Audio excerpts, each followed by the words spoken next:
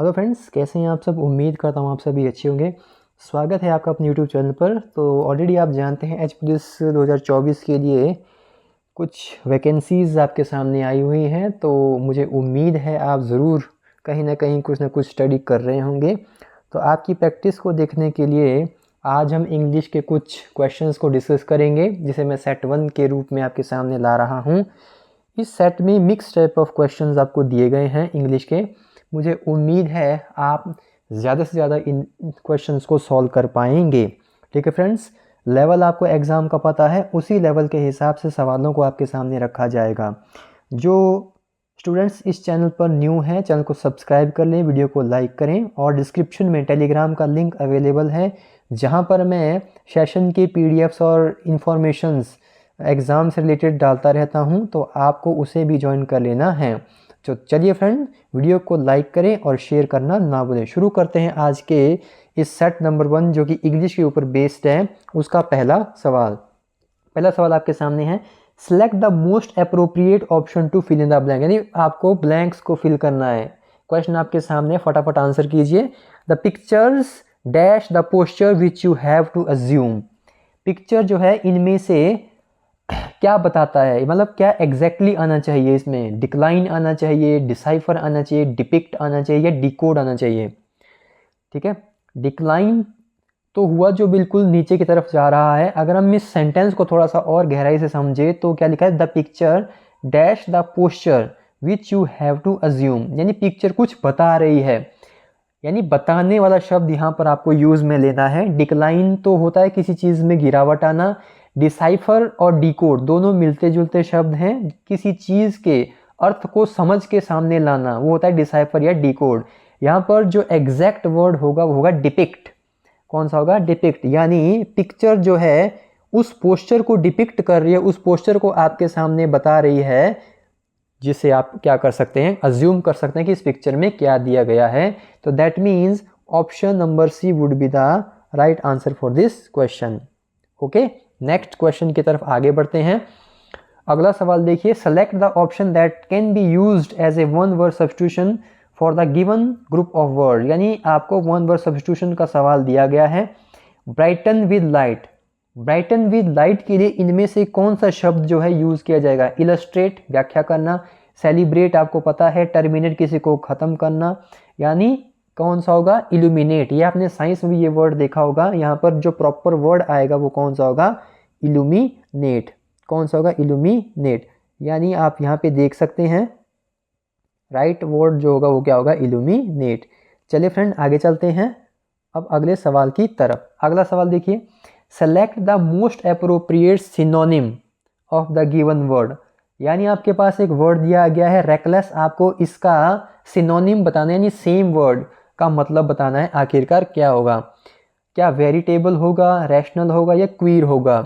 Reckless का अर्थ होता है किसी भी ऐसी चीज के बारे में या जो काम आपने किया उसके परिणामों को के बारे में बिना सोचे कि उसके परिणाम कितने खतरनाक हो सकते हैं, उस प्रकार से जब कोई कार्य किया जाता है तो वो होता है रेकलेस टाइप ऑफ बिहेवियर। यानी कई आपने देखा होगा ना, कई लोग कैसे अजीब सा बिहेव करते हैं, बदतमीजी करते हैं, ठीक है, मारपीट कर लेते हैं, यानी reckless type of behaviour.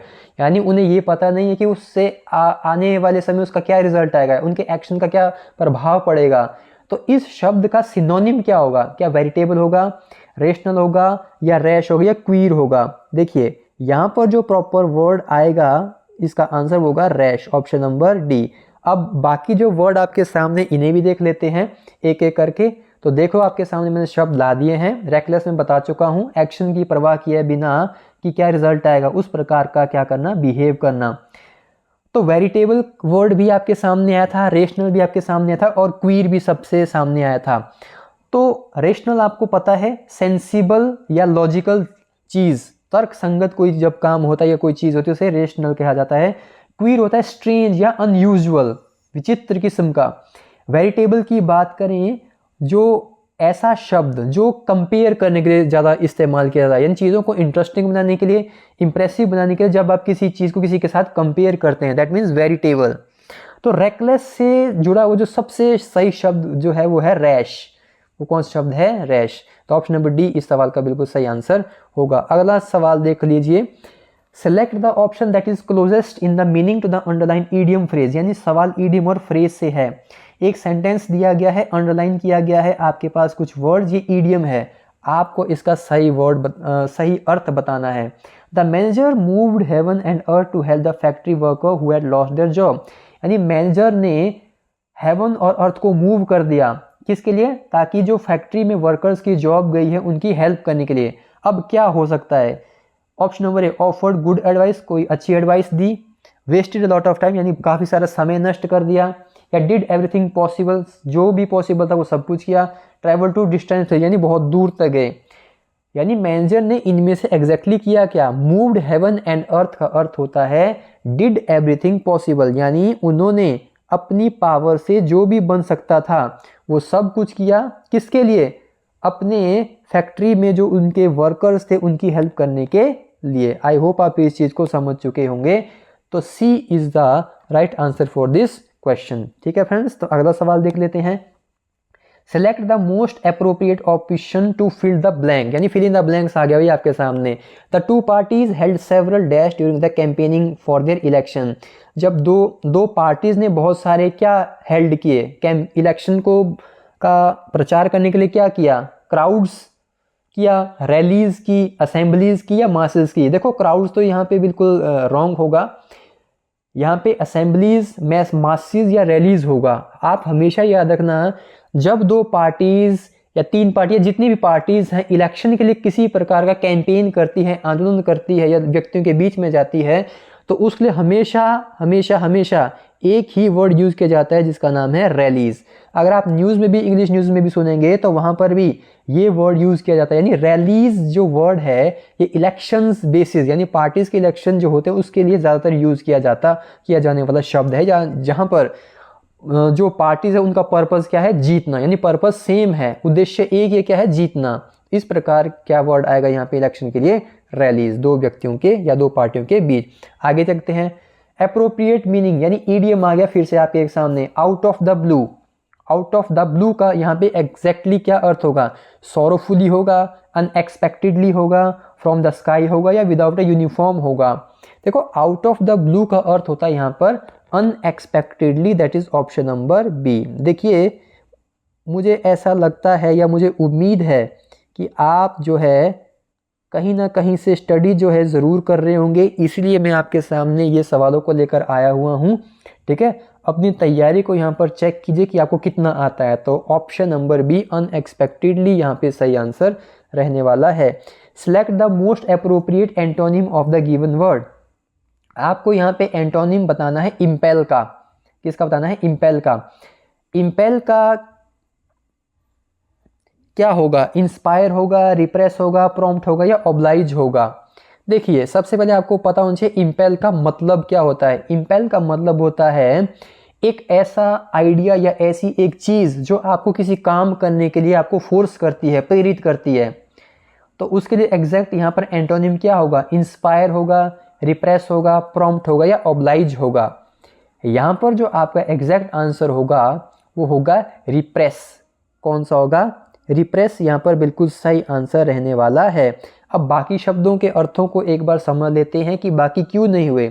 Impale मैंने आपको बता दिया, कोई ऐसी चीज़ या कोई ऐसी आइडिया जो आपको किसी काम करने के लिए आपको फोर्स करती है, प्रेरित करती है। इंस्पायर, इंस्पायर का मतलब भी होता है किस चीज़ को काम करने के लिए इंस्पायर करना, प्रेरित करना। प्रॉम्प्ट, इमीडिएट यानी एकदम से, यानी जल्दी से किसी काम को करना है। ओब्लाइज, ओब्लाइज तो आपको पता है ना क्या वर्ड है। तो यहाँ पर सबसे क्लोजेस्ट जो मीनिंग हो, कई सोचेंगे इंस्पायर भी तो हो सकता है, नहीं, सबसे क्लोजेस्ट जो यहाँ पे वर्ड रहेगा वो रहेगा रिप्रेस। रिप्रेस भी सेम इम्पेल की तरह होता है, किसी चीज़ को किसी यानी फोर्सफुली किसी चीज़ को या आइडिया से, किसी बात से किसी काम करने के लिए आगे उसे प्रेरित करना। ठीक है फ्रेंड्स, आगे चलते हैं। इनकरेक्टली स्पेल्ड वर्ड आपको इनमें से बताना है, एलिजिबल, रेलेवेंट, टैक्टिक्स या इलिसिट। तो यहाँ पे जो एग्जैक्ट इनकरेक्टली वर्ड जो है वो क्या है? रेलेवेंट आपका यहाँ पे क्या होगा? बिल्कुल सही आंसर होगा रेलेवेंट। इनकरेक्टली स्पेल्ड वर्ड है, अगर ये इनकरेक्ट है तो आपको बताना है इसकी करेक्ट क्या है। ठीक है, आइए अगला देखते हैं। Select the option that can be use as a one word substitute for the given group of words. यानी वन वर्ड सब्स्टिट्यूशन आपके सामने आ गया है। A vehicle use to carry a dead body.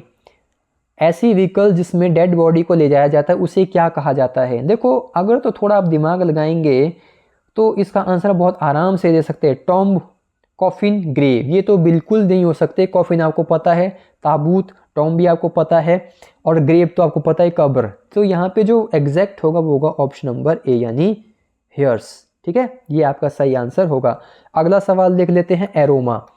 Aroma यानी आपको यहाँ पे एरोमा का सिनोनिम पता करना है। एरोमा का सिनोनिम क्या होगा? सोरनेस होगा, स्टिंक होगा, फ्रेग्रेंस होगा, स्टेंच होगा। एरोमा, एरोमा होता है किसी प्रकार की कोई एक प्लेजेंट स्मेल, एक अच्छी सी खुशबू। तो वो कहाँ होगी? सोरनेस तो आपका खुशबू से रिलेटेड तो है नहीं, ये तो थोड़ा सा कटुता से रिलेटेड है। स्टिंक, स्टिंक तो होता है जहाँ से कोई गंदी से स्मेल आए। फ्रेग्रेंस या स्टेंच, फ्रेग्रेंस यहाँ पे एग्जैक्ट वर्ड होगा फ्रेग्रेंस। डिफरेंट डिफरेंट फ्रेग्रेंस के आप जो परफ्यूम यूज़ करते हैं ना, तो वो होता है प्लेजेंट स्मेल, अच्छी स्मेल आने के लिए। स्टेंच का मतलब भी होता है गंदी सी स्मेल, जो मैंने आपको यहाँ पर बता दिया। ठीक है फ्रेंड्स, तो यहाँ पे एग्जैक्ट कौन सा होगा? फ्रेग्रेंस। वर्ड काफ़ी सिंपल था तो मैंने ज़्यादा एक्सप्लेन इसे नहीं किया। अगला सवाल, आपको रिटार्ड का एंटोनिम बताना है। आपको रिटार्ड का एंटोनिम बताना है। रिटार्ड का मतलब क्या होता है? रिटार्ड का मतलब है किसी चीज़ को स्लो करना, धीरे करना।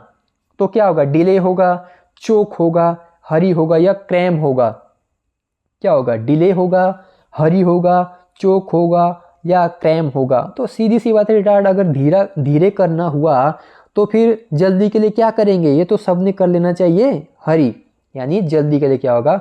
हरी वर्ड का यूज़ किया जाएगा। बाकी वर्ड मैंने आपको समझा लिए क्या क्या है। अगला सवाल फिर से वन वर्ड सब्स्टिट्यूशन से रिलेटेड आ गया आपके सामने, जिसमें कहा गया है सब्जेक्ट यानी someone to a continuous flow of question, criticism और इन्फॉर्मेशन।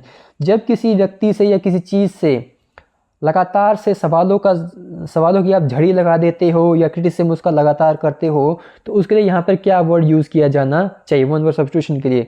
रिवोल्ट, विद्रोह करना, इरिटेट करना, शाउट करना या बोम्बार्ड करना।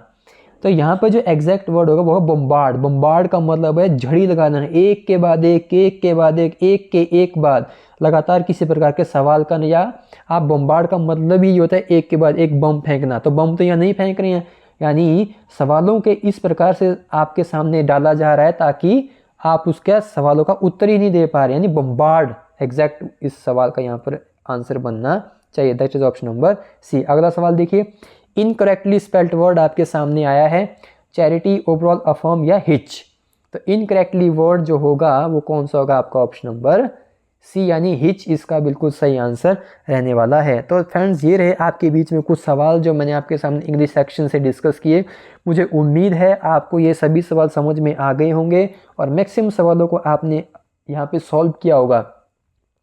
तो आज के लिए इतना ही। नेक्स्ट सेशन में फिर से मुलाकात करेंगे। तब तक के लिए जय हिंद, जय भारत।